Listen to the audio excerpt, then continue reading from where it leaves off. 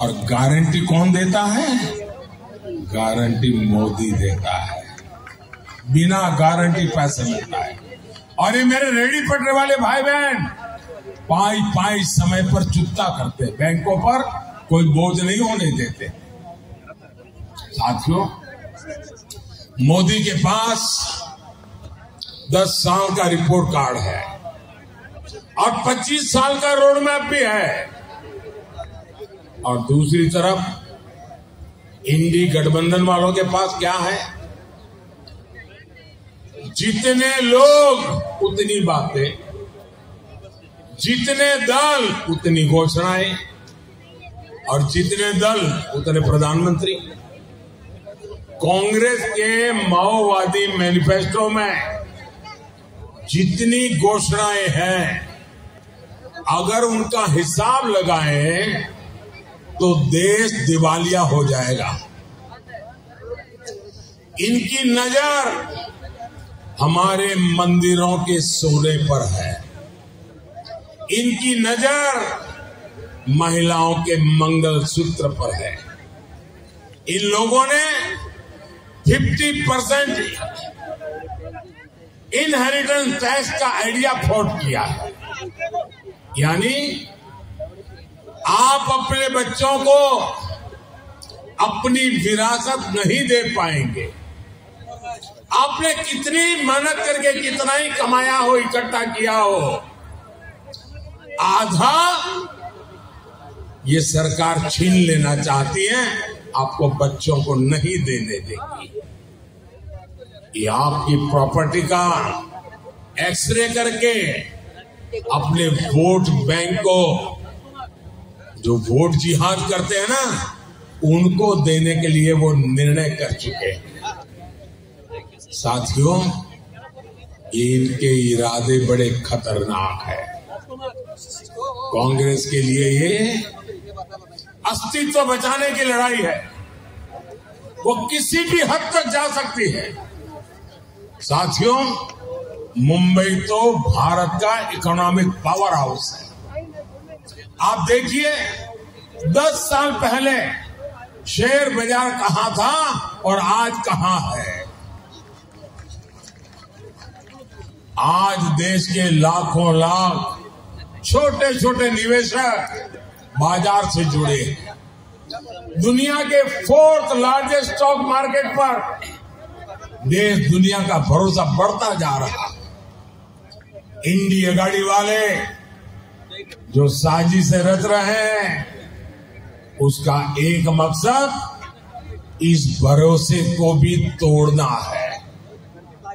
मैं आपको सावधान कर रहा हूं, कांग्रेस और इंडी अगाड़ी की माओवादी इकोनॉमिक्स मुंबई के पहिए ही जाम कर देगी। दोस्तों, मैं कल्पना करता हूं कि इनकी सोच देश के लिए कितनी बड़ी भयंकर आर्थिक स्थिति पैदा कर सकती है।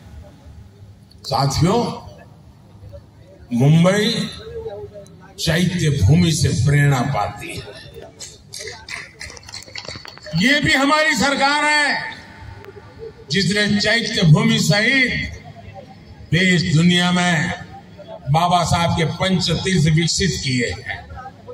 साथियों, शिव तीर्थ की इस भूमि में यहां कभी बाबा साहब ठाकरे और वीर सावरकर की हुंकार गूंजी थी। लेकिन आज विश्वासघाती अगाड़ी को देखकर उनकी आत्मा को कितना दुख होता होगा। ये नकली शिवसेना वाले, इन्होंने बाला साहब को धोखा दिया। इन्होंने शिव सैनिकों के बलिदान को धोखा दिया। सत्ता के लिए ये राम मंदिर को गाली देने वालों के साथ चले गए। सत्ता के लिए ये मुंबई हमले के बाद पार्टी कर रहे लोगों के साथ चले गए। जो कांग्रेस दिन रात वीर सावरकर को गालियां देती है, आज उसकी गोद में बैठे। और मैं एनसीपी के नेता को चुनौती देता हूं, आप राहुल से बयान करवाइए। वो जीवन में कभी भी वीर सावरकर का अपमान नहीं करेगा। एक बयान करवा दीजिए। अभी उन्होंने चुनाव है इसलिए चुप करवाया, ताला मारा है उसको।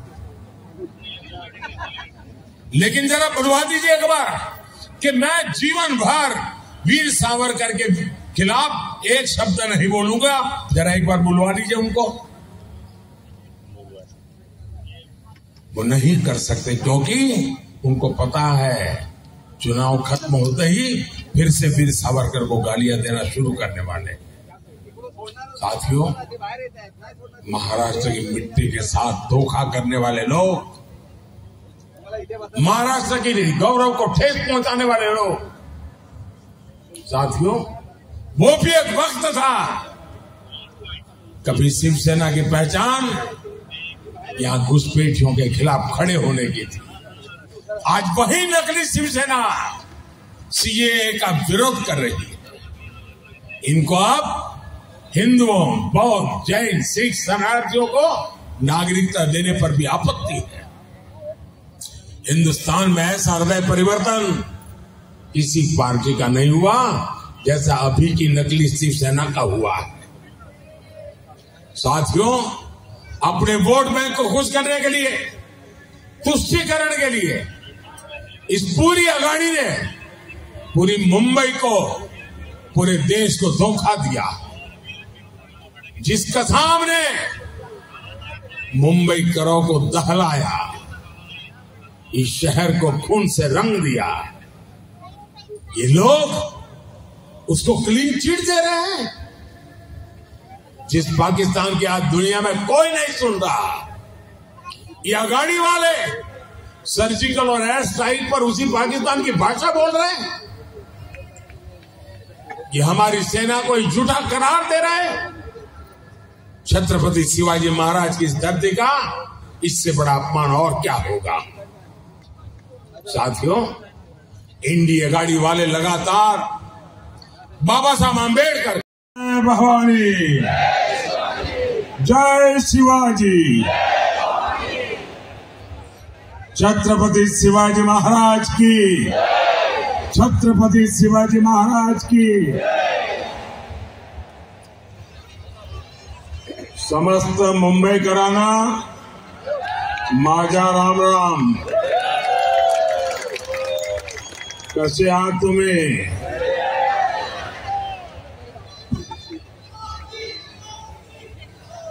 आप सभी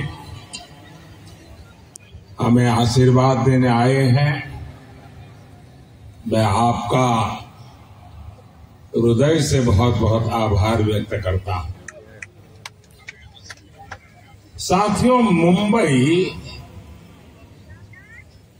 ये शहर सिर्फ सपने नहीं देखता, मुंबई सपनों को जीता है।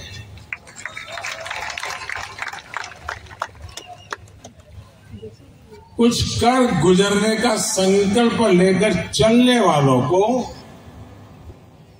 मुंबई ने कभी निराश नहीं किया। इस ड्रीम सिटी में मैं आपसे 2047 के ड्रीम को लेकर के आया हूं।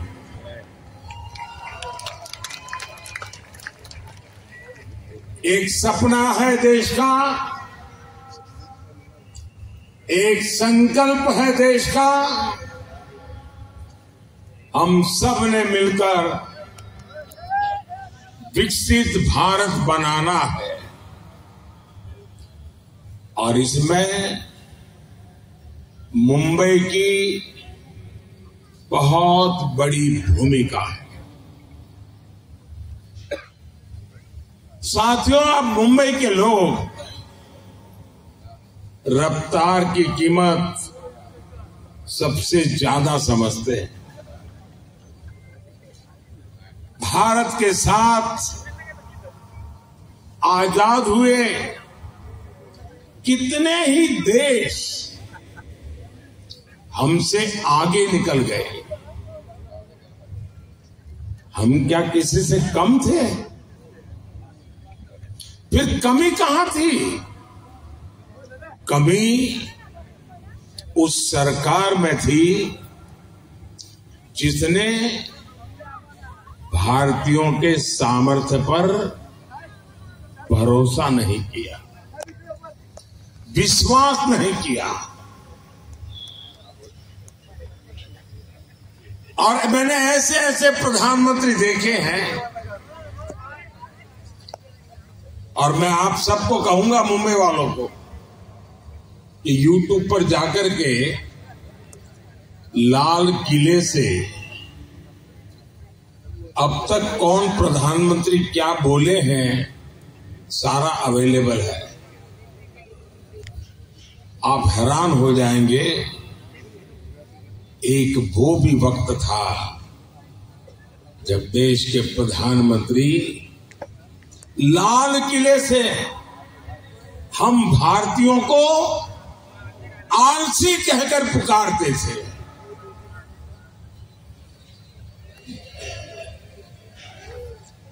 जिन सरकारों की सोच ऐसी रही हो, वो देश को कभी आगे नहीं बढ़ा सकते। मैं आज पूरी गंभीरता से कह रहा हूं, आजादी के बाद गांधी जी की सलाह पर अगर कांग्रेस को भंग कर दिया गया होता तो आज भारत कम से कम 5 दशक आगे होता।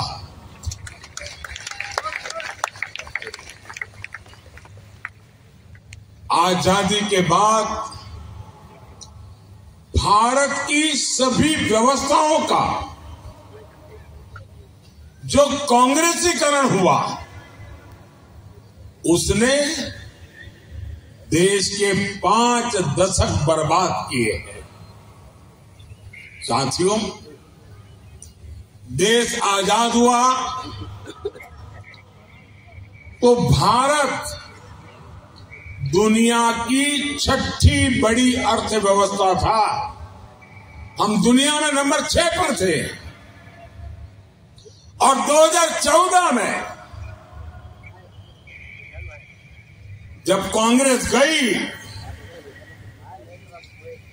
और हमें जब सत्ता सुपुर्द की, तब देश की अर्थव्यवस्था 6 नंबर से 11 नंबर पहुंच गई थी। ये इन्होंने काम करके गए हैं। और जब से आपने इस सेवक को काम दिया, 10 साल में आज देश दुनिया की 5वें नंबर की आर्थिक ताकत बन करके खड़ा है।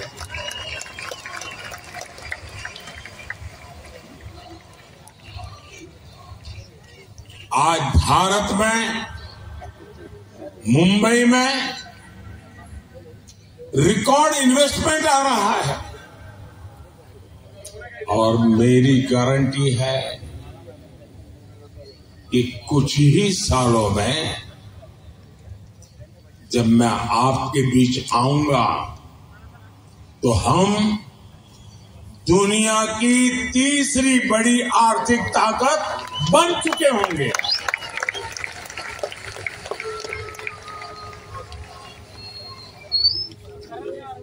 और मैं आपको भी गारंटी देने आया हूं, और मैं आपके बच्चों के लिए विश्वास लेकर के आया हूं। मैं आपको विकसित भारत देश